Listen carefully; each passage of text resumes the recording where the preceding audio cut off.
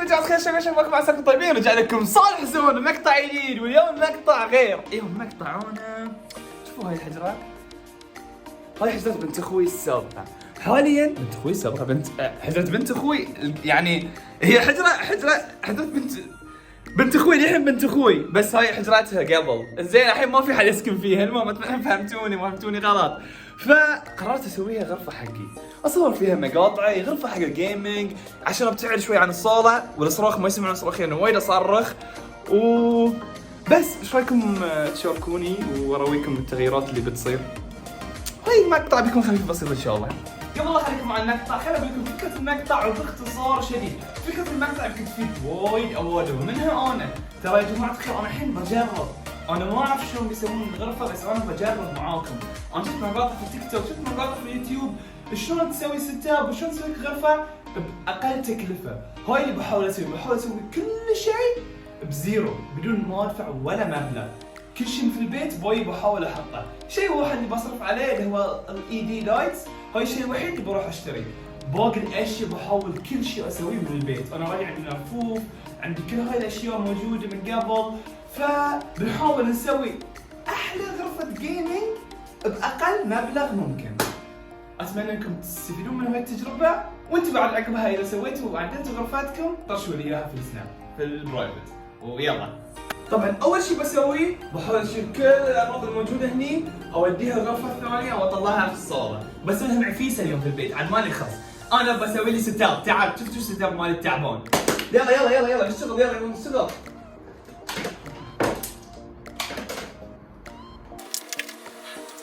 شوفوا يا جماعه الخير، اللوفتة كانت وايد حلوه، وايد عجبتني. هاي الرسمه من واحده سوت لي اياها من الانستغرام، وايد حلوه، بس للاسف محط عليها اسمي القلبي صالح فور جيمنج، فيمكن اكلمها وخليها تسوي صالح زون، وهي يمكن اعلقها خليها معي. بعد بعلقها هي نفس شو اسمه، بس اللون غير والاسم غير وكل شيء غير، بس الشكل نفس الشيء.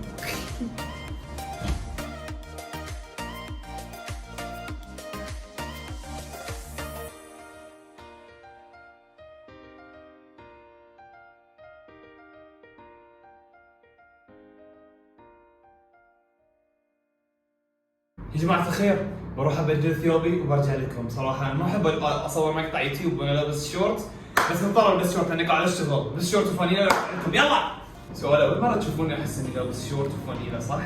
اتوقع لان عادة احب اصور بالهودي، لازم هودي اذا بصور. فشو السالفة البوشة الفتحة؟ يلا نخش.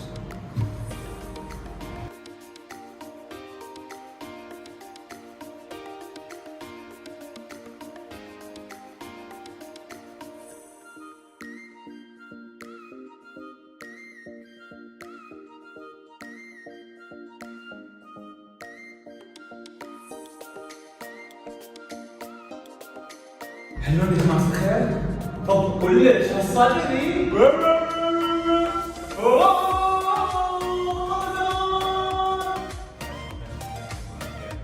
يا جماعة الخير فضيت كل المكان. الحين شنو نسوي؟ الحين جلسة يوغا، نسوي اللون نتقطع ونفكر وين بنحط كل الألوان. أنا عندي طاولتين، بي سي، بلاي ستيشن، الصدى اوفر خايس صح؟ ما راح تسمعوني عدل ولا لا؟ اتمنى قاعد تسمعوني ما تسمعون. لا نحتاج المال كي نزداد. يا جماعة بروح يعني اذا استمريت مع الصدى بصير سخيف. لا اخسر مرة. حسيت اني وايد سخيف انا اسف. اكيد كنتوا تتوقعون اول شيء اجيبه بي سي ولا الطاولة. لا حبيبي، أول شيء ثلاجتي العزيزة اللي فيها أكل. ثلاجتي العزيزة اللي فيها أكل. ثلاجتي العزيزة اللي فيها أكل.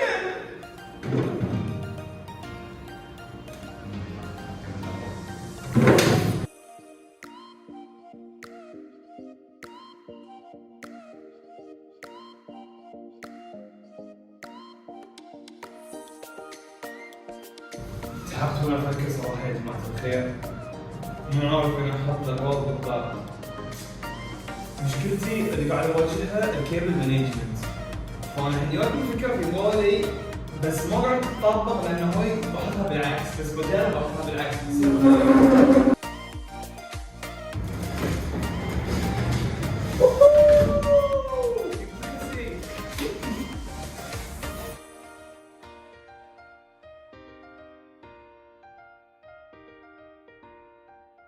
طبعا نوين نخليها كذي، وانا اجلس هني زين، ووراي بيكون كذي بحط ليتات، بحط اشياء يعني وايد، يعني بركب الرفوف، بحط فوق الرفوف اشياء، فما اقدر الكاميرا بتصيدها ولا لا. فمضطر الحين اجيب البي سي اشغله واحطه هني واشوف الكاميرا شنو بتلقط وشنو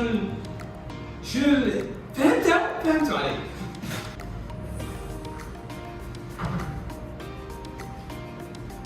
طبعا بخلي البي سي فوق لانه شكليا بيصير احلى من كذي.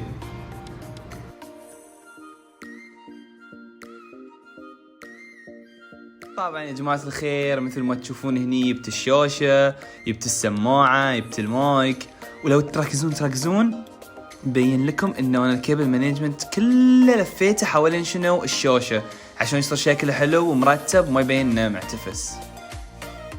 وهني يا جماعة الخير قعدت على الكرسي وفتحت البي سي وفتحت كاميرا البي سي بالذات عشان اشوف شنو تلقط، وصدمتني صراحة لقطة كل شيء وراي، كل شيء وراي لقطته.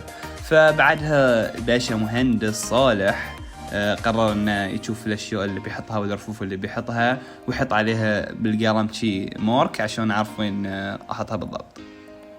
طبعا يا جماعة الخير الشيء الوحيد اللي الحين مو مقتنع فيه لون الحجرات. لون الحجرة واردني لأنها كانت مال بنت أخوي الصغير، كانت مال بنت أخوي الصغيرة. يعني حاليا ما بقدر أغير صراحة لون الحجرات، إن شاء الله في المستقبل إذا الله قدرني بغير لون الحجرات. كتبوا لي أي لون تحسون بيناسب الغرفة تحت في الكومنتات. يلا انزل اكتب لي، ساعدني لا؟ أو ساعدوني أو ساعديني.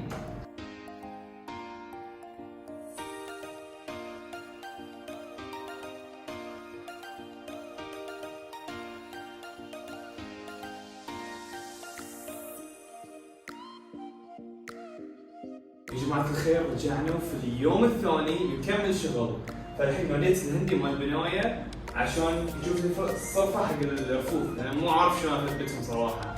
هو ذي رائد البناية يعرف كل شيء ما شاء الله عليه، فنان في كل شيء. فالحين بناديه وبنشوف ايش بيسوي.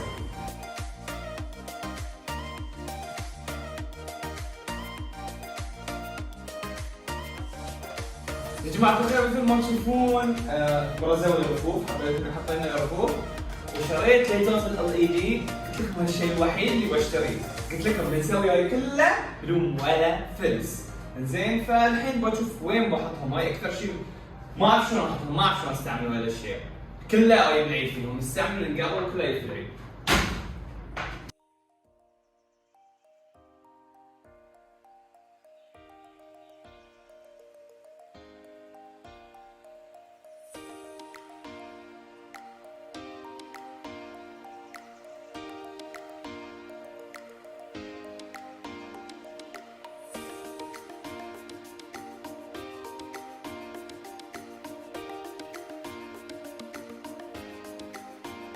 يا جماعة الخير من ساعة قاعد اشتغل واركب في الليت، زين فوق ما النتيجة ما عجبتني، بس احس يبي لها تعديل، يتعدل كل شيء. زين طلع المقطع الفيديو ما كان يصوره، زين فهاي هي النتيجة حاليا.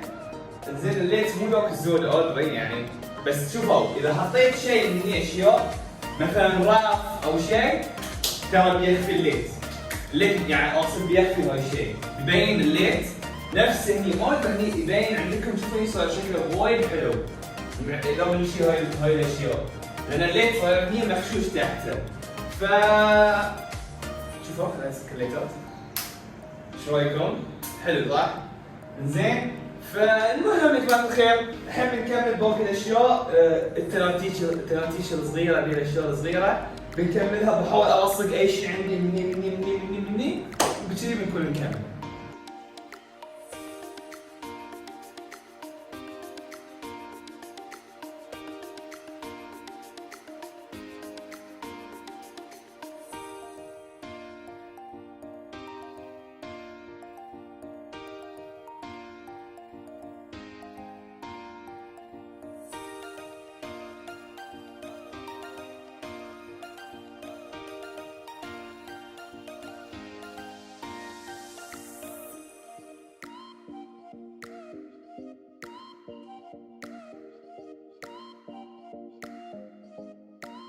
يا جماعة الخير الحين بننتقل حق الصالة، الطاولة.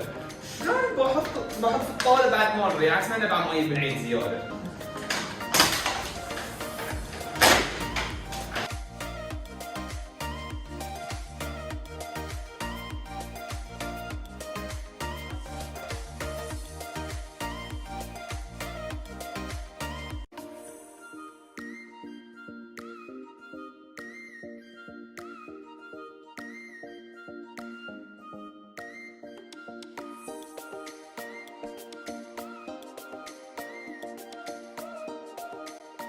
يا جماعة الخير، مثل ما تشوفون هاي هي النتيجة النهائية حق السيت اب مالي.